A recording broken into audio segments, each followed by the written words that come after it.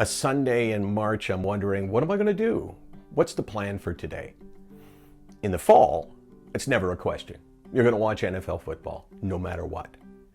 Let me tell you about the best NFL football watching ever. Remember a couple of years ago, Adrian Peterson is so close to breaking Eric Dickerson's all-time season record. Eric Dickerson had been a regular on OTR for 2 years, I think.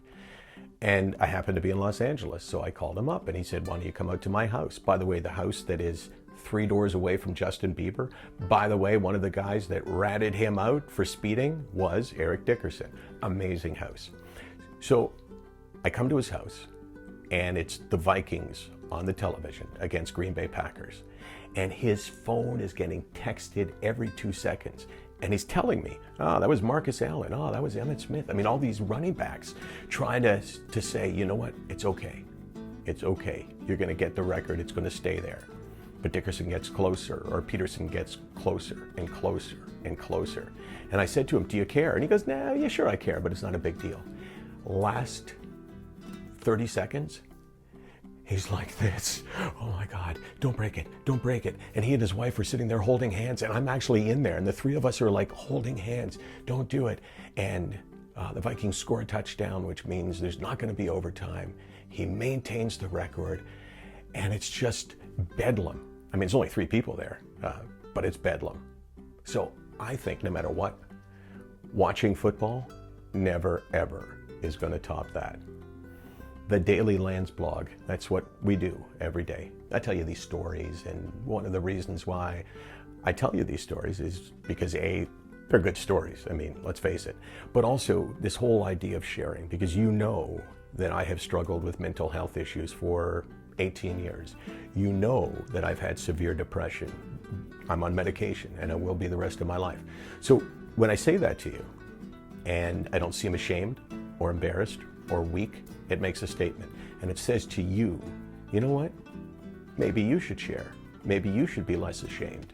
And at the very least, you should be less lonely. So communicate with us at Hey Landsberg, at Sicknotweak. You can even message me at michael.landsberg. Got to give out the right one, not the wrong one. Ever done that?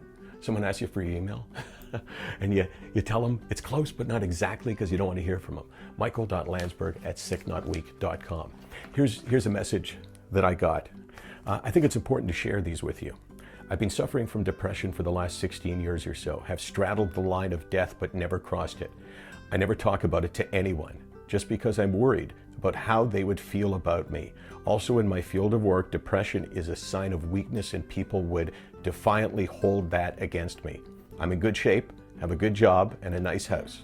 Everyone just assumes I'm content. Odd. I hide this from my closest friends and family, but tell a complete stranger I heard on a sports radio show. Amazing. It really is amazing. It's kind of like a game of tag. You're it. I shared, he heard, it made a difference in his life. Maybe he tells someone, maybe you tell someone. The idea of sharing is what we're all about. It's sicknotweak.com. We've got many ways that you can share.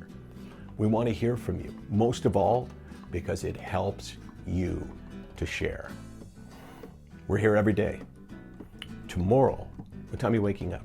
I'm going to wake up at 4:30. My new career in radio, it'll be the start of the 3rd week hosting a radio show. How would you like waking up at 4:30? I'll tell you how I like it tomorrow.